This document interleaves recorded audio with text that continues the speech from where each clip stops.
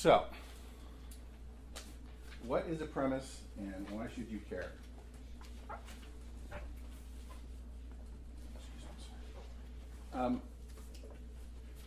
You know what a premise is, right? I mean, you've all been around the writing world long enough to know, especially if you're here in Los Angeles, you're a screenwriter or you've been involved in the entertainment industry anyway, the premise is ubiquitous. We have fests, right? Pitch fests, festivals where premise lines are flying, right? You go and you get in lines 30 deep to go and sit in front of an intern from a production company for 5 minutes, hoping against hope that they actually have the authority to bring something back with them to the production company to get somebody here who can greenlight a project. But you have been exposed to the premise. You know it's got to be fast, it's got to be punchy, it's got to be short, it's got to get the essence of your story. So you know what a premise is, you know, at a very fundamental, at a useful level from the standpoint of a tool. And that's true. But the reason it's important to look deeper at the premise and at the premise line as a tool is that if a story is going to fail, if a book is going to fail, if a screenplay is going to fail, it's going to first fail at the premise level. And I know this because I see it every day.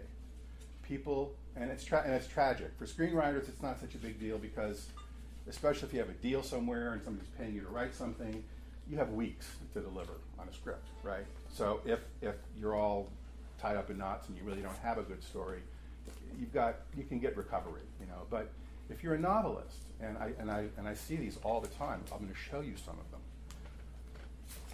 They spend years of their lives writing novels, years, only to have it come to somebody like me, and then I have to stop and say, what were you thinking? I don't want to hear about your Aunt Tessie. I don't care about your Aunt Tessie. I'm sure she's a wonderful woman. But you can't, okay for 10 pages, but what are you going to do for the next 499? They don't have a story.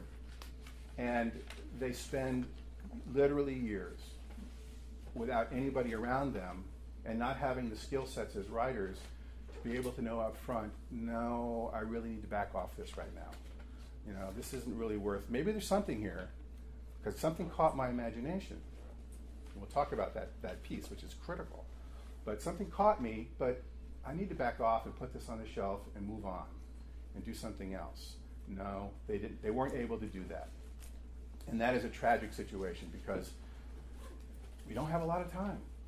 You know, how many years do you have? How many novels can you get written? You know, you got to pick your battles. You know, you have to know that what you have has substance and that you actually have something you want to say. You have a story to tell.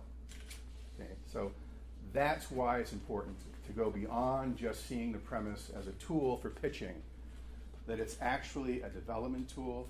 It is your canary in the coal mine as a writer. It will save your bacon if you get it right.